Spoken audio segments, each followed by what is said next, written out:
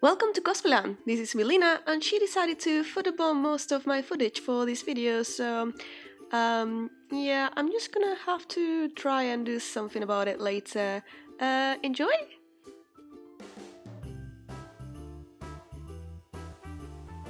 I am Alice, and finally I am finishing my Barbara Christmas cosplay. Last time I made the dress and I have also made the skirt, and we are missing a few details like the hood and other little things here and there. So the first thing I am going to do is the hood, and in order to do so I'm just going to be sewing the back of my hood. To make it look nicer, I decided to use the same fabric I used for my skirt to line my hood, and I just sew the parts as before. The next step is optional, and I decided to add some kind of interfacing to the inside. I used tulle because it's quite stiff. My fabric was very heavy and it didn't look like I wanted to, so in order to give it a little bit more of a stability, I decided to put another layer of this tulle and put it in between my lining and my fabric. Right sides together, and with the tulle on top, I decided to close the bottom of my hood because I'm gonna be turning this part. I'm gonna leave the rest open because you just need to top stitch the rest of the hood because all the edges are going to be hidden by that trim. Once my hood was turned, I just had to top stitch the bottom to make sure it didn't make any weird baggy shapes when it's resting on my neck. And I also top stitched the front because, as I said before, I'm just gonna be adding trim to it. I have already shown you in my previous two videos how to cut fur, and I'm just going to be attaching it to the edge of my hood now. Once more, I will be using a zigzag stitch to make sure I don't catch too many fibers when I'm sewing it. Finally, I just had to hand stitch the other end to make sure the back of the fabric is not showing while I'm wearing it. I'll show you how I attached it to the dress later.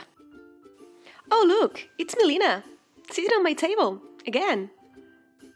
I was going to use a simple ribbon for the color, but I decided to go a little bit fancy and make my own with a piece of leather, so I'm just going to be using these kind of clasps, which are for jewelry, and attach it to a strip of leather, and that's how I'm going to be doing my one if my cat doesn't eat it first.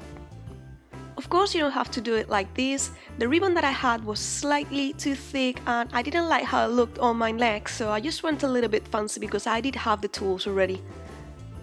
I just added a little bit of chain on one of the ends and a closure on the other end, and then my collar was ready. Next, I made my ribbons. I cut a piece of ribbon about 12 centimeters long, and I just had to put it together and sew a line in the middle to just gather the fabric.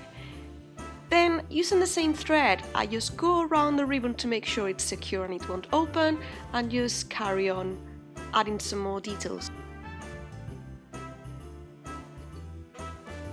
I put another piece of ribbon at the back, and I'm gonna use a smaller one folded in half to just hide that middle. What I do is that after I fold it in half, I twist it a little bit to give it a bit more interest, and I'm just going to sew it on the back.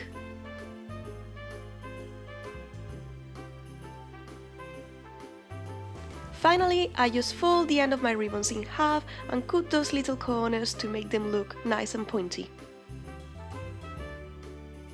For the ribbons on my hair, I'm just going to add a clip to the back of it, and I don't even need to use any glue because there's plenty of space at the back to do so. And for the one at the front, I will be using a blank brooch, and I will be sewing this part. I went on a quest trying to find Christmas bells, and I couldn't find them anywhere, and finally I had to order them online for a price I'm not willing to tell you. In the end, I decided to just hot glue these to them because they were just too stiff to use any thread on them. And yeah, Mileena really liked them. Actually, she wanted to wear one of them. Here you go. Oh, maybe you wanna eat them. Yeah, that makes sense. That's me doing cosplay with my cats every day. And here's where my cat decided to be the protagonist of this video, and she just sat on my table and wouldn't move, so it just made me go out of frame while I was doing the pom-poms, so I had to retake every single video that I made on this part in order to try and show you what I am doing. So yeah, thank you Millie, you are the best in the channel. Pom-poms are super pricey, so I decided to make my own using some of the fabric that I had used for my trims. I just cut squares of fabric which were about 6 centimeters by 6 centimeters, 2.5 inches or so, and what I had to do is, using a double thread, I just gathered the square, but instead of going in a square shape, I tried to make a circle. In order to do so, every time I got to a corner, I just saw a diagonal on it, and that made it look like I was doing a circle. You don't need to be completely exact with this because the fur is going to hide any imperfections. Once I had gone around once, I just had to pull that thread and just make some space in the middle. I didn't have any polyfill nor any cushions around that I could use, and I didn't want to go buying anymore, so I decided to just use the little trims from the fabric and just put them inside before I closed them again, and with a few stitches I secured them. It looks like a pom-pom, it's quite nice and easy to make, and then with the same thread you can just attach it to your dress. Finally, I'm going to be doing the horns. If you ask me, I think I did a terrible job, but I will still include the footage for this part. First, I traced the pattern for the horns. I will include this pattern for free, and I will give you a link in the description where you can download it, but it's very easy to make. I'm just gonna cut the whole piece of fabric, but I'm just not gonna cut my horns out yet because I find it more difficult to do something so intricate on the machine when you cut it. So what I'm going to do is I'm going to secure my fabric with some pins. Please use more pins, I really regret it not using more pins.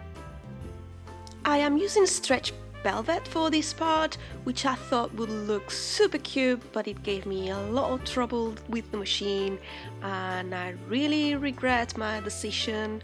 Well, I don't really regret my decision, I knew it was gonna happen, so I really recommend you to use another stiffer fabric or use some interfacing if you can before you do this part. Basically what you want to do is just follow the line and sew it in place. Just remember that whenever you are doing a curve, if you are using a short stitch, it's gonna be easier to move the machine, and I find it easier as well when you just go in one go and do it, but because of my pins they were just getting all tangled and I couldn't, and it moved, and it was a little bit of a pain to do this part, but it was decent and I just wanted to finish. And you know, when you just want to finish a cosplay, you just do, and there will be time to remake parts if you really want to, and if not, it's alright. Once you have your horns, you just have to go and cut the excess fabric, just following the lines and just being as close as you can, because there are many turns and many round parts here, so the closer you get, the easier it will be to turn it and the better it will look. Also, don't forget to add a few notches and a few clips here and there wherever you see a very closed curve, because that will help you turn your fabric correctly. Once again, I didn't have any filling available, so I just cut little pieces of fabric and put them inside, which did work, but made my horns slightly heavier than I would have liked and a bit stiffer, and it gave me a bit of trouble later on. I made a tube with a little bit of extra fabric to just hide the edges of my headband. This was again a little bit narrow, but I couldn't find anything else around and I didn't have time to order anything online, so I had to do. In order to keep my horns up, what I did was introduce a piece of twisted wire. I twisted the wire around my headband in order to make it more stable. Later on, I added some more wire around it to make sure it kept in place. I learned from my mistakes, and the second time I added some tape to the end of the wire to avoid it poking through. It was very easy to just hide the end with the extra bit of the horns. And as usual, I just hand sew this part. I glued a brooch to one of my Christmas stars and the cosplay was done. To prevent the hood from moving and just strangling me while I'm wearing this cosplay, I decided to add a little button and an elastic to the end of it, and I also added this clip to just make it easier to wear it. I know you wanted a full reveal of the cosplay, but you know exactly what I'm going to say, right?